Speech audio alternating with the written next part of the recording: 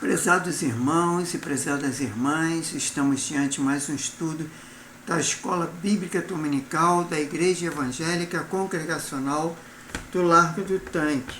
E hoje nós vamos dar continuidade ao nosso estudo da Escola Bíblica, estudando a revista, e a lição é número 11, embora aí na revista está número 12, mas o título é Dificuldade na Bíblia. Então, antes de darmos início ao nosso estudo, vamos dirigir a Deus em oração, pedindo a sua bênção para este momento, que Deus possa nos abençoar com a compreensão da palavra dele. Senhor Deus e Pai, muito obrigado por mais esse dia, obrigado pela tua graça, tua misericórdia, obrigado pelo teu amor, Senhor. Muito obrigado porque o Senhor tem nos sustentado, tem nos abençoado, tem perdoado nossos pecados, nossas faltas, porque nós confessamos que somos pecadores e falhos, mas que o Senhor possa nos abençoar, Senhor, principalmente nesses momentos do estudo da palavra do Senhor, que possamos, Senhor, compreender aquilo que fomos estudar e assim sermos edificados pela Tua palavra. Faça isso para a Tua glória e abençoe cada um que vai assistir através das redes sociais, essa Escola Bíblica Dominical online, que o Senhor possa estar abençoando ricamente. Isso é que eu te peço, já te agradeço, em nome do Senhor Jesus. Amém. Então vamos dar início, e nós temos como texto básico 2 Timóteo 3, versículo 14 ao 16. Então vamos lá. 2 Timóteo 3, versículo 14 e 16. O que diz? Tu, porém, permanece naquilo que aprendeste, e que foste interessado, sabendo que tens aprendido. O que desde a infância sabes as sagradas letras, que pode fazer-te sábio para a salvação pela fé que é em Cristo Jesus. Toda a Escritura é divinamente inspirada e proveitosa para ensinar, para repreender, para corrigir e para instruir na justiça. Então, o apóstolo Paulo fala a carta ao 2 Timóteo, quer dizer, para o Timóteo, que nessa questão, na questão da ler a palavra de Deus, estudar a palavra de Deus e meditar na palavra de Deus. Nós temos como versículo-chave 2 Pedro 1, 21. Vamos lá para 2 Pedro 1, 21. O que diz? Pela profecia nunca foi produzida por vontade dos homens, mas os homens santos da parte de Deus falaram movidos pelo Espírito Santo. Então a gente vê que, pois pela profecia, foi falado por homens da parte de Deus. Claro que você pode dizer assim, mas eu já vi muitas profetadas. Sim, mas aí não é profecia. Profecia, quanto é verdadeira, vem da parte de Deus. Vem de homens santos, homens tementes ao Senhor. E se eles falam, é porque o Espírito Santo falou através deles, e aí, quer dizer, essa profecia se cumpre. Então, como é que nós vamos saber se uma profecia faz se cumprir ou não?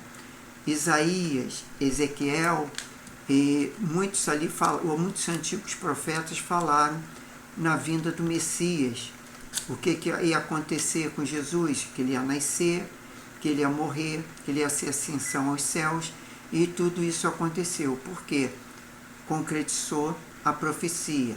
Então a profecia, quando vem a parte de homens, profetas de Deus, ela se concretiza. Então vamos lá, o alvo da lição. Qual é o alvo da lição? Instruir o aluno, lidar com as aparentes dificuldades bíblicas, de modo a firmar sua convicção na inspiração inerência da palavra de Deus.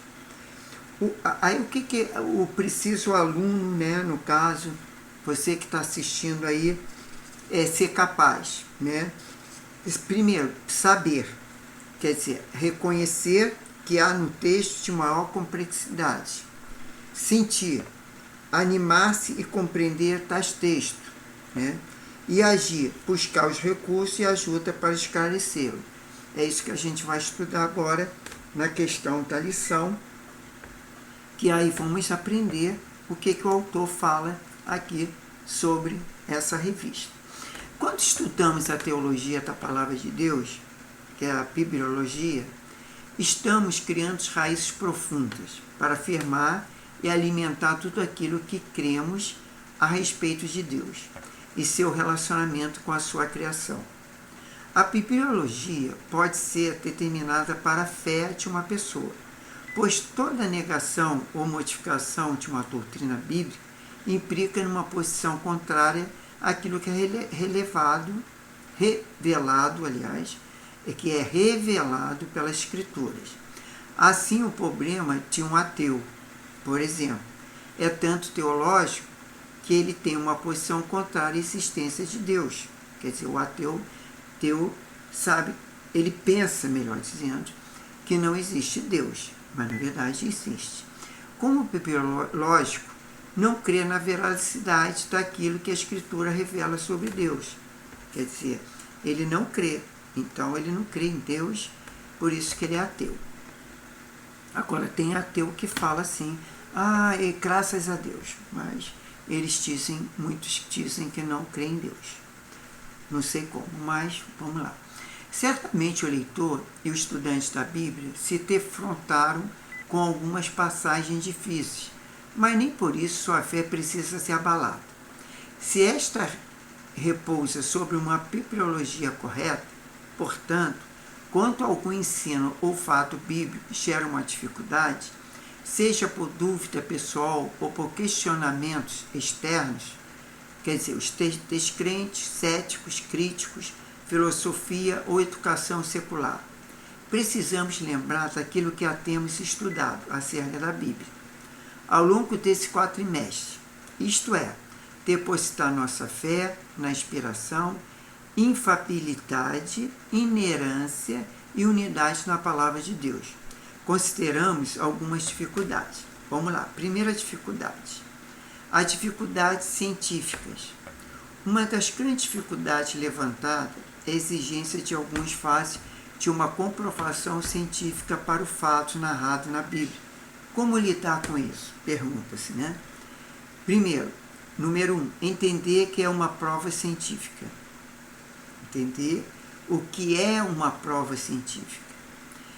Jones MacDonald, renomado escritor e defensor da fé bíblica, escreveu, entre aspas, uma das principais técnicas do moderno método científico é testar a veracidade de uma hipótese pelo emprego de experimentos controlados.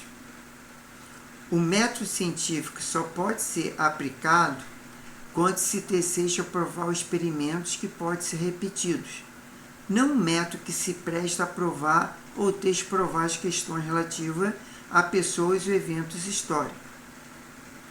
Fecha aspas. Ou seja, a comprovação científica exige a repetição de um fenômeno dentro de um ambiente propício para observação avaliada por instrumentos controlados. Por exemplo, dentro de um laboratório, pode-se muitas vezes averiguar cientificamente como a água em estado líquido passa para o estado sólido ou gasoso. Mas neste mesmo laboratório não se pode comprovar cientificamente que certa pessoa, em determinado dia de domingo chuvoso, foi à padaria pela manhã e encontrou seu vizinho de camisa vermelha, saindo para passear com seu cachorro. Número 2. Compreender que este método não pode ser aplicado a fatos históricos. Então, como se pode averiguar a veracidade de fatos ocorridos há centenas de anos? O método utilizado é a prova histórica judicial, o qual exige evidência de testemunhos históricos, testemunho de escrito e registro, por exemplo. Neste método, a preocupação é com a fidelidade desses testemunhos. Número 3. Saber que a arqueologia apoia fatos históricos bíblicos. Muito embora o cientista procure caminhar na direção contrária à palavra de Deus, a arqueologia tenha servido como poderoso apoio à veracidade de muitos fatos históricos mencionados na Bíblia. principalmente a partir de 1948, com a descoberta de um manuscrito das cavernas de Qumran, a noroeste do Mar Morto. Número 4. Lembrar que Deus está acima das leis naturais criadas. A criação não limita a atuação do Criador. Vejamos 3 exemplos. Primeiro exemplo, está lá em Gênesis 2:1. Entre aspas, e, havendo Deus determinado no 7º dia a sua obra que fizera, descansou nesse dia. Fecha aspas. Como resolver esse conflito? De 6 dias com a interpretação científica para os bilhões de anos da Terra. Cada dia de Gênesis tem tarde e manhã, conforme Gênesis 1, versículos 5 e 8. E 19, 23 e 31. Esses versículos. Exemplo, Êxodo, melhor dizendo, 20, 11. Compara os 6 dias da semana com os 6 dias da criação, mas não minutos com minutos. Não haveria possibilidade para a vida sobreviver sem luz por bilhões de anos, conforme Gênesis 1, 11 a 14. A palavra 1, 11 e depois 14, né? Entre 11 e 14 não. A palavra dia vem do hebraico, pode significar um período maior que 24 horas. Pode implicar longos períodos de tempo, conforme Salmo 90, versículo 4, e 2 Pedro 3, versículo 8. Há uma evidência científica da Terra que suportar uma idade jovem, milhares de anos, não há um conflito de Gênesis 1 com a ciência, mas sim um conflito de interpretação em relação a dados científicos. Finalmente, aceitamos a criação de Gênesis pela fé, conforme Hebreus 1 e Hebreus 11, 3. Os filhos de Israel caminhavam pelo meio do mar, e as águas lhe eram quais muro. Fecha aspas. Como uma população de quase 2 milhões de pessoas atravessaria rapidamente naquela noite, conforme Êxodo 14, 21 ao 27, a travessia se deu uma extensão aproximadamente de 25 quilômetros. Isso significa... Não, o texto não diz que os filhos de Israel atravessaram em Vila Indiana. O Mar Vermelho significa mar de juncos, que indica que não era pântano, nem era raso. Caso o povo atravessasse a maior extensão do mar, que seria 65 quilômetros, andaria a 3 km por hora, durante 24 horas. Se o texto relata que o mar se abriu, devemos que realmente o mar se abriu. Bom, letra C, Jonas 1, versículo 17. Entre aspas, deparou o Senhor com um grande peixe, para que tragasse a Jonas. E esteve Jonas 3 dias e 3 noites no ventre do peixe. Fecha aspas. Essa história é literal, e não uma espécie de parábola. Negar historicamente Jonas significa negar milagres e intervenções sobrenaturais de Deus, conforme 2 Reis 14, 25. Cita a história do ministério de Jonas. Não há motivo para rejeitar a história do livro de Jonas. Jesus anunciando a sua morte e ressurreição. Cita a história de Jonas como um fato real, conforme Mateus 12, 40, 41. A arqueologia confirma a existência de um profeta Jonas, cujo túmulo se encontra no norte de Israel. Algumas moedas foram desenterradas, tendo nela escrito um homem saindo da boca de um peixe. Então vamos lá. No item 2 fala das dificuldades morais. A narrativa do Antigo Testamento, por meio de atos e julgamentos de Deus, como pena de morte coletiva, castigo e guerra, levanta algumas dificuldades morais, quanto aos atos e ao caráter de Deus. De fato, algumas passagens apresentam uma difícil interpretação, mas um dos princípios da interpretação bíblica implica em passagens claras e objetivas e que a interpretação de passagens obscura e subjetiva. Por isso, o caráter moral de Deus nunca é colocado em jogo. O leitor e estudante da Bíblia precisa considerar que, primeiro, Os atributos de Deus, como amor, bondade, misericórdia, longanimidade, são eternos. Segundo, Deus é imutável e de maneira nenhuma pode negar a si mesmo, conforme Tiago 1,17 e 2 Timóteo 2, versículo 13. Terceiro, Deus sendo santo e perfeito, possui perfeição ao mesmo tempo. Vejamos dois exemplos dessas dificuldades. Primeiro, a destruição de Jericó. A destruição total de Jericó, incluindo a matança de inocentes, pode ser moralmente justificada. Primeiro, letra A, Levítico 18, versículo 19 a 26, mostra que os habitantes da Palestina não eram inocentes. Segundo, letra B, Deus deu a esses habitantes um tempo de 4 gerações para se arrependerem, conforme Gênesis 15, versículo 16. Terceiro, letra C, Israel rodeou Jericó por 7 dias. Só Reabe creu que arrependeu-se e foi salva com sua família. Segundo Juízes 2, versículo 8 a 10. Letra D, aliás, não é Juízes, Josué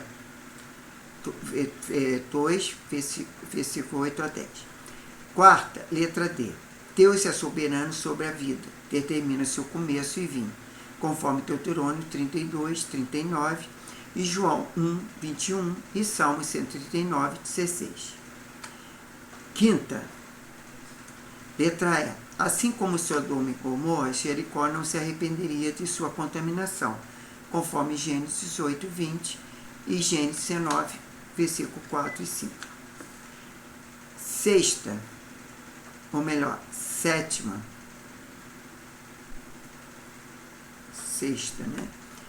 sétima, Josué, letra F, Josué e seu exército agiram conforme a ordem do justo juiz, Deus, para executar juízo sobre os pecados. Agora, o número 2 fala Deus e a guerra.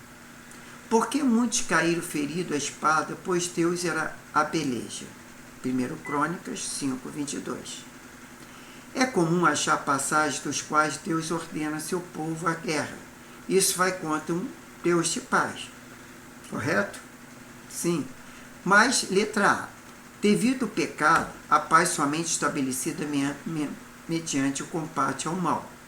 Quer dizer, o que acontece? Para se ter muitas vezes paz, entendeu?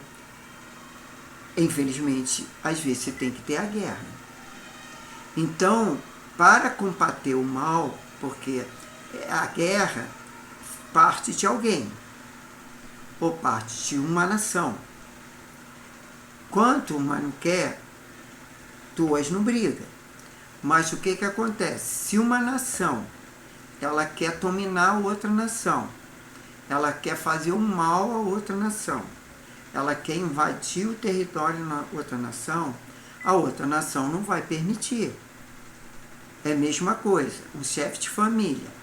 Se tem uma família dentro de casa, mulher e filhos, e alguém chega e fala que vai entrar na casa dele e vai se estabelecer ali e que vai expulsar a família dele, o que ele vai fazer? Ele vai lutar em prol dele e da sua família, para que seu lar seja dele e não daquele que invadiu o seu lar. Assim é o território. Por isso que surgem as guerras. A Palestina, os palestinos sempre tentaram invadir Israel, porque eles queriam o território de Israel. Então o que acontece? Israel, por causa disso, não vai deixar que eles dominem o território deles. Então, para isso, eles lutam contra a guerra. É criada a guerra, luta para ter a paz, entendeu? Para ter o seu território, aquilo que é justo. Então, o que acontece? Acontece que, muitas vezes, é necessário a guerra para que aí possa voltar a paz. Então, a letra B. Deus nunca aconteceu uma guerra por motivos e métodos errados. Quer dizer, Deus sempre aconteceu por métodos certos. Porque os palestinos, eles sempre tiveram ódio de Israel. do povo de Israel. E por esse motivo, eles queriam dominar o território de Israel e, naquela época, saquear todos o espólio, todos os pertences das famílias de israelita. Tanto que muitas vezes a gente vê em filme, a própria história, a Bíblia narra, que o israelita muitas vezes caía em pecado, e aí Deus permitia que os palestinos vencessem a guerra, dominassem o território, muitas vezes eles levavam mulheres e crianças como cativos, mas depois, quando Israel se arrependia, Deus proporcionava que eles venciam os palestinos, e com isso eles retornavam para a sua terra e até as suas famílias também, e as crianças. Mas por quê? Porque eles queriam dominar o território de Israel. E sabe que Israel é o povo escolhido por Deus. Mas Deus escolhe seu povo. E Deus abençoa o seu povo quando o seu povo crê nele e adora ele. Israel muitas vezes não adorava. A gente tem vários exemplos de vários profetas que buscaram outros deuses. Entendeu? Então, é o que acontece. Tem que buscar a Deus. Ele é o digno de todo louvor, de toda honra, de toda glória e de toda adoração. É o nosso Pai, nosso Salvador, o nosso Senhor, o Pai do Messias, que é o Jesus Cristo, que veio para morrer na cruz, para nos salvar e darmos acesso ao Deus Pai, porque não há outro a qual nós temos acesso ao Deus Pai, tá? Então, antigamente era através do sacerdote. Quando Jesus morre na cruz, o véu se abre e hoje nós temos acesso ao Deus Pai. Tanto que nós pedimos a Deus, mas em nome do Senhor Jesus. Porque Jesus, através do sacrifício dele na cruz, foi-lhe dado toda a autoridade. E esse nome está acima de todo nome, e é através desse nome que nós somos abençoados. É através desse nome que nós pedimos e nós alcançamos as nossas bênçãos. Porque sem o nome do Senhor Jesus, não alcança, não adianta. Ah, mas eu pedi em nome de um santo e aconteceu e teve um milagre. Sim, teve um milagre, por quê? Porque o mal que colocou ali, que Deus não coloca mal em ninguém. O mal que foi, tanto que a gente vê a passagem de Jó, que Deus permitiu que Satanás ferisse o corpo dele, até com chagas. Mas Deus falou assim, você pode fazer qualquer coisa com Jó, menos tirar a vida dele. E Jó perdeu tudo, perdeu mulher, perdeu filhos, perdeu todas as suas terras, todos os seus bens, ficou doente, mas não perdeu a vida. E Deus deu tudo de volta para ele. Por quê? Porque ele não blasfemou contra Deus, ele honrou a Deus, ele adorou a Deus, ele aceitou a Deus e ele agradeceu a Deus. E tanto que lá no versículo, se eu não me engano, 42, fala que ele só conhecia de falar de Deus. E agora ele dizia que os olhos via, mediante a fé, porque jamais alguém viu a Deus. Mas ele dizia que ele via pela fé. E aí Jó tem um grande exemplo de aquela pessoa que adora. Por isso que eu estou dizendo, o diabo que coloca a enfermidade. Aí vem o santo, entre aspas, que tira a enfermidade. Só que depois ele coloca outra. E o que mais importa não é a cura da enfermidade, é a salvação da alma. Porque a alma ferida, a alma, ela doente, ela não tem salvação. Ela apenas faz se limitar essa vida aqui. Depois que morrer, e aí? O que vai acontecer? Então vamos pensar nisso, né? É importante adorar a Deus, crer que Jesus é o Senhor e Salvador, que é o caminho, a verdade e a vida, e tudo que nós pedimos, temos que pedir em nome dele, para assim alcançarmos as bênçãos. E essa é a promessa de Deus, é a promessa de Jesus, é a promessa do Espírito Santo. Vamos lá, continuando. Letra C. Deus, certa vez, não aprovou algumas guerras lideradas pelo rei Davi. 1 Crônica 22:8. e 1 Crônica também 28, versículo 3. Quanto a Israel, letra D, quanto Israel pelejava, o nome de Deus era levado à frente, para que o inimigo o temesse. Tá? Então, por exemplo, quando Israel pelejava em nome de Deus, olha só, Jesus ainda não tinha vindo ao mundo. Ele já existia, mas não tinha vindo ao mundo. Então o pessoal conhecia o Deus de Abraão, Deus de Isaac, Deus de Jacó.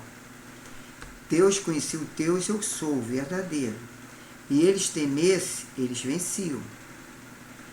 Entendeu? Os inimigos temiam, porque sabia que Deus estava com Israel.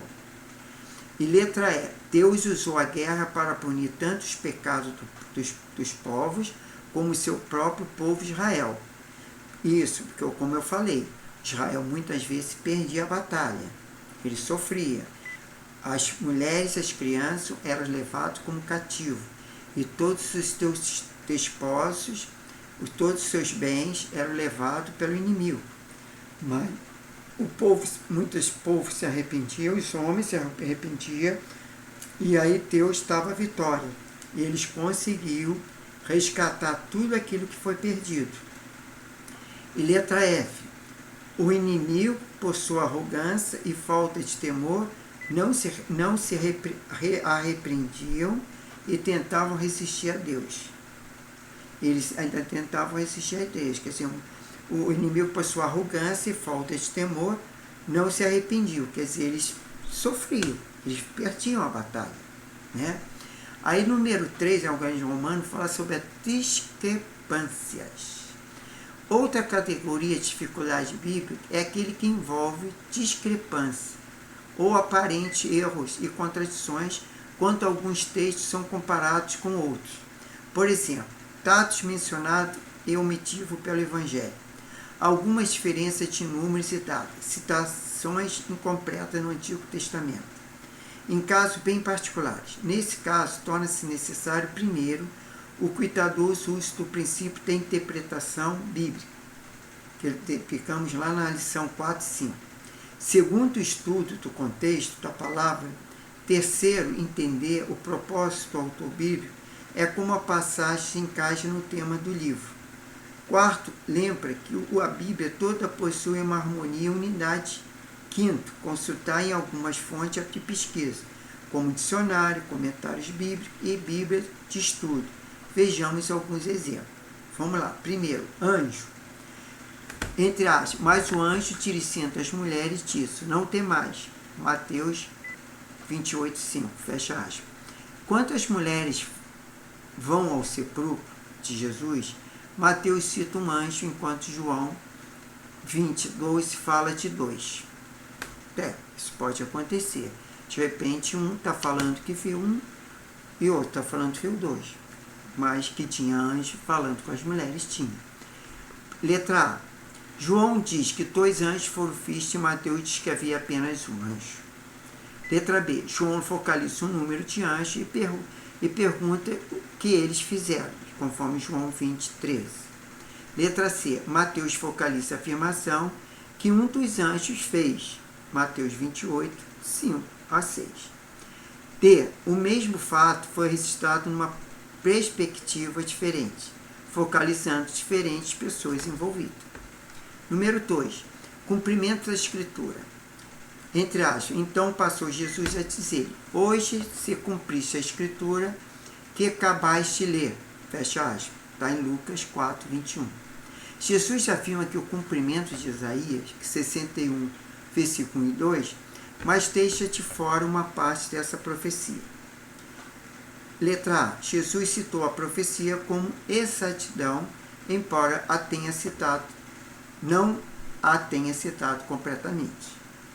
Letra P. A parte que citou realmente foi cumprida, a sua primeira vinda. Letra C. Entre aspas, o dia da vingança do nosso Deus será cumprido quando Cristo voltar para julgar a terra. E letra D. Se Jesus citasse a profecia inteira e afirmasse que fora toda ela cumprida, estaria mentindo. Sim, estaria mentindo, porque a segunda parte da profecia não foi cumprida, que seria justamente a volta de Jesus. tá? Então Jesus apenas citou, porque Jesus lia a Bíblia. Naquela época tinha não uma Bíblia formada como temos, mas tinha aqueles pergaminhos, aquelas coisas que era escrita e que Jesus citava, tanto que ele citou Isaías e outros profetas. Conclusão: quanto mais estudamos e conhecemos a Bíblia, mais facilmente saberemos lidar com suas aparentes dificuldades. E perceberemos que essas, entre as aparentes dificuldades, fecha aspas, não são muitas dentro da toda a Bíblia. Deus não deixou uma revelação contraditória, incoerente, cheia de erro mesmo falha, diante dos argumentos humanos e científicos. Cabe lembrar que a palavra de Paulo e Pedro, que diz, entre as toda a escritura inspirada por Deus, fecha aspas, está lá em 2 Timóteo 3, versículo 16. Entre as homens santos falaram da parte de Deus, movido pelo Espírito Santo, fecha aspas, 2 Pedro 1, versículo 21. Mesmo quando tudo aponta para uma dificuldade bíblica, é melhor entendermos que essa dificuldade está na nossa interpretação e não na revelação deixada por Deus. Tá? Então, o autor ele deixa aqui uma bibliografia sugerida para quem quiser para ter mais entendimento sobre o assunto que nós falamos, né, que é a dificuldade na Bíblia. Tem a Enciclopédia das Dificuldades Bíblicas, de Cleasson, L. Anche, Editora Vida, da Editora Vida, Enciclopédia de Dificuldades Bíblicas. E o Manual Popular de Dúvida, Enigmas e Contradições Bíblicas, que é de Norman Kleiser e Tomás Over, Editora Mundo Cristão. Então está aí essa sugestão bibliográfica. E nós temos, na próxima lição, o meu tempo diário com a Bíblia. Isso vai ser a lição 12, tá? Meu tempo diário com a Bíblia. E aí nós vamos estudar na próxima semana essa questão do meu tempo diário com a Bíblia. Então, nós estamos encerrando mais esse estudo da Escola Bíblica, agradecendo a Deus, né? E também pedindo a bênção para todos nós que estamos assistindo, para a minha vida também, que estou aqui na frente nesse estudo, e que Deus possa cada vez me capacitar mais e me abençoar. É o que eu peço. Vamos lá, vamos orar. Senhor Deus e Pai, muito obrigado por mais esse estudo da Tua Palavra, e que o Senhor possa nos abençoar, Senhor, dando discernimento, sabedoria, orientação, compreensão, que o Espírito Santo venha tirar toda dúvida, tudo aquilo que possa nós queremos, muitas vezes, interpretarmos mal, mas que o Senhor possa fazer nos compreender, porque assim nós seremos edificados, nós cresceremos espiritualmente, que o Senhor venha perdoar nossos pecados, nossas falhas.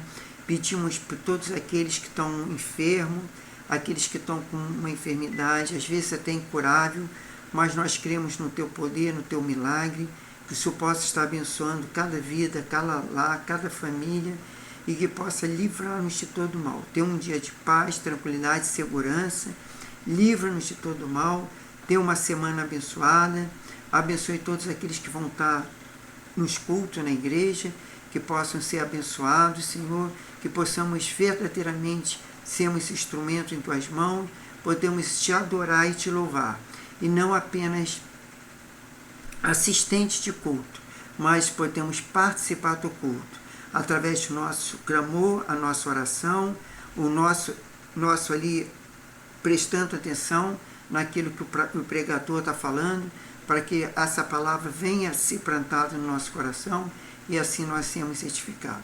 Seja conosco, livra-nos de todo mal, como nós já pedimos, e é que eu te peço e te agradeço em nome do Senhor Jesus. Amém. Então, irmãos e irmãs, muito obrigado pela atenção, que Deus abençoe e até a próxima.